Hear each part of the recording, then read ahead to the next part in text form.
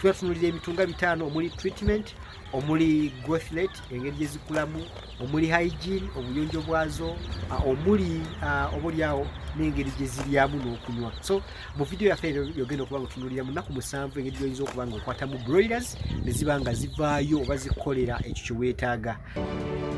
Welcome to our video. Olusanyuse nnyo okuba nga nkulaba ku video yaffe nate endala ekwatagana ku Focus Farms.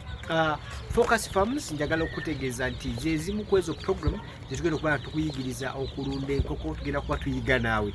We are not like tetukuyigiriza oba nti ffe tumanyi nnyo, but we are sharing our experience etuze tufuna mu nkoko ezo ze tuzze tulunda, era nga enkoko ze twatandika nazo zi broilers, ze tuyita broilers ez'ennyama, enkoko ez'ennyama.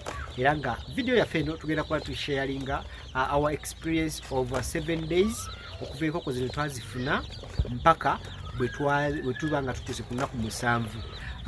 Point number 1, njagala kutunuulira ku nnaku 7 hygiene y'enkoko zino ziri ntya.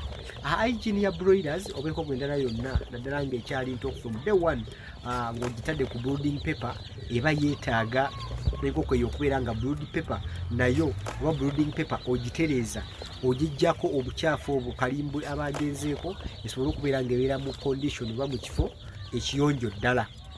Nyongera okutegeeza nti broilers zonna oba enkoko yonna eya broiler oba enkoko yonna eri mu brooding space, enkoko yonna ekya broodingidwa. Brooding nja kikozesa nnyo n'ekitegeeza nti enkoko eyo eba ekyali mu kubeera ng'ekyakuumibwa mu brooding oba eyandibadde yeetaaga maama waayo tubala ennaku 1 mpaka ku nnaku 14 aweebeera ekulidde we tuyita brooding space oba gye tuyita brooder. So kyetwogerako leero enkoko ey'olunaku 1 eba yeetaaga okuba nga nnyonjo ddala, era tugezezza kuba nga tuki-experiencinga ne Focus Farms okulaba nga bwe tulundira wayonjo ekimala. Era ekyokubiri nti zipola nnyo popu, kalimbe wazaaba mungi, so every other time osina okuba nga ocheckingako oyinza okufuna ekiwero n'okiriningawo for the meanwhile. At least mu nnaku 3 ku 5 osobola okujjamu brooder paper eyo oba brooding paper n'obeera nga obwintroducinga ku bukuta bw'emiti oba betuyita obukuta bw'emmwanyi.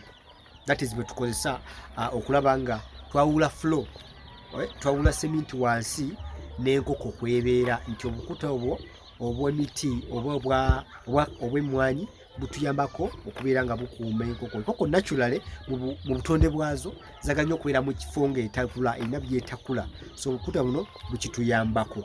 Ensonga ey'okubiri tugenda kwogera ku treatment. Mu nnaku 7 of course ne treatment za mirundi 3. Treatment esooka twaziwa glucovit. Glucovit ono tuzimuwa okuva kubeera ku dde oba ku arrival yaazo ku faamu. Enkoko nga yakatuuka ebeera ekooye, jjukira zitambula ebbanga ddene okuva mu hatchery gye ziva mpaka ku faamu oba ozitadde. Kati obukoowu obwo osobola bujjawo ng'ogitaddeko oba ng'ogiwadde glucovit. Tugimuwa essaawa 2 nga tennaba kufuna kyakulya, kigiyambe okunywa glucovit ono agike mu mubiri eryoke erinde ekyokulya eryoke efune emmere. So that is day 1 engeri gye tulirokandinga. Then mu day 2 enkoko kyolina okukola kiri ki? Mu day 2 tuziwa gye bayita Newcastle dose yaazo eya vaccination. Day 2 we tuzijjanjabira. Vaccination eno eya Newcastle tugiteeka ku liiso, niba drop emu ku liiso limu, tokola ensobi n'okola drops 2 oba mu maaso 2. That is overdose, oba ojja kubeera ng'oleeta obulabe ku nkoko. So treatment ey'okusatu ey'ennaku 6, 6 days. Enkoko ento eweze ennaku 6 tugiwa gye bayita gombolo.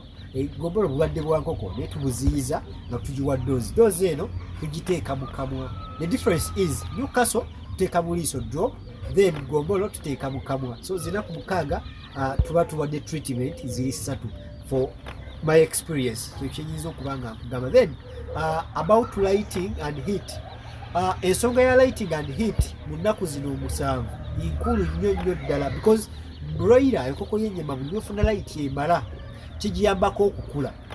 Buli lwefuna light entono eba erina okukuba ebyoya ebigiyamba ate obalyawo okwebika efune ebbugumu. Kati aba tejja kukula oba tejja kugejja kuzitowa bulungi. So kitegeeza ki?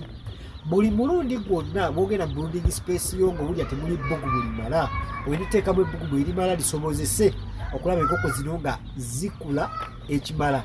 Light eyambako enkoko zino kubanga ziraba era nga zirya. Light emala enkana ki? Light emala proposal yange eri bweti, bw'oba osobola okuba n'ekitabo mu brooding space ng'osobola okusoma ennyukuta mu kitabo, kitegeeza oyo light emala enkoko okusobola okulya. What you do, gera light emala okusoma ekitabo ebyekumala mu brooding space yo okuliisa obwoko buno kuba buli ekiro n'emisana. So about heat and light. Secondly, omanya otya ati light emala. Light emala enkoko zino zibeera ziri distributed bulungi mu brooding space, tezibeera wamu. Lwe zibeera wamu ekitegeeza ziba zinoonya ebbugumu okuva mu zinnaazo, ate lwe zidduka heat weeri oba essigiri weeri nayo kitegeeza heat y'amaanyi. So you should measure ng'olaba nti ziri distributed bulungi, zirya zinywa mu budde bwazo ezirina okunywa, kitegeeza light oba heat ebeera emala. Then ensonga eyokusatu tugenda kwogera ku kye bayita feeds and drinks. Feeders zaazo enkoko 100, broilers 100, of course twetaaga at least oziwa feeders nga 4, at least feeders 4 oba tuziwa ne drinkers 4. Kitegeeza kiti mu nkoko 25 at least 25 chicks ziba zigenda ku kantu kamu. Mu kusookera ddala ennaku ezaasooka nga tunagenda mu 1 week twaziriisizanga ku butray. Era alaba video mujja kalaba tulisiza ku tray zisobozese okubeera nga zituuka emmere eyo. Bw'oteeka mu feeders buba buwanvu enkoko eba tisobola kukola ki kutuukamu. So what you do, ofuna bu tray oba ebokisi yonna nosobola okubeera ng'oziriisizaamu. Enkoko esookerwako oba 1 week zirya pellets. Pellets y'emmere y'enkoko esookerwako. So okwawukanako n'emmere endala yonna, emmere efaanana ng'era bw'ogiraba ku video because yesooka okubeera nga ezimanyiza okulya. Zirya wakati wa kilo 14 ne 15 mu first week mu nnaku 7 ezisooka eza pellets. That is considering enkoko 10. Walina enkoko ezisukkamu then tayibuzingamu kilo z'engambye osobola okufuna ekipimo ekituufu. Ensonga eddirira, ensonga ey'okuna nsobola okwogerako mu nnaku zino 7 ye growth rate. Growth rate ntegeeza ki? Nti enkoko bagireeta nga terina biwawaatiro, osobola nga terina byoya byeru, but enkoko okulaga nti ekula era ogenda okulaba speed yayo kwetambulira. Bakaleeta kawewuka naye bw'okakwatamu ku day 1, day 2, day 3 kagenda kafuna omubiri, kafunamu emmere mu mubiri ne batandika okukula. Ekyokubiri, buzimba ebiwawaatiro oba bukula ebiwawaatiro ne buteekako ebyoya ebyeru. Ebyoya ebyeru kitegeeza nti enkoko eyo etandise omakiwalinga oba etandise okukula okuva ku step emu okudda waggulu. Broiler nkutegeeza nti ekula mu nnaku 3 mwezi gumu osobola ogitunda oba n'ojongera n'ogitunda ku mwezi gumu n'ekitundu. Kitegeeza eba emaze okuwa ennyama omuntu gy'asobola okuba nga alya, okwawukanako n'enkoko endala zonna. So according to my experience mu nnaku 7 of course njagadde okulaga nti biki byenzudde oba biki by'osobola oteeka mu nkola naawe okulaba ng'osobozesa brooding space oba enkoko zo ento okulaba nga zituuka ku mutindera oba ku mutindo oguddako ku level endala. For now, obuli awo alaba Focus TV nkujjukiza nti genda subscribing, hit that notification button babe nga bakuwa ebintu bingi nnyo bye tuba tukola. Tugenda kusoma videos ez'enjawulo nnyingi nnyo ezikwatagana ku kulunda enkoko wano ku Focus TV. Erinnya nze Ade Awumba Fosikime Muyanja, of course Focus Farms ku Focus TV. Tujja kuba tuddamu mu video yaffe eddako nga tukuyigiriza oba nga tuyiga ekintu ekyenjawulo ekirala according to our experience gye tufuna nga ffe abalunzi abatandika obutandisi. For now, bye bye. Kusubscribinga ku Focus TV yange.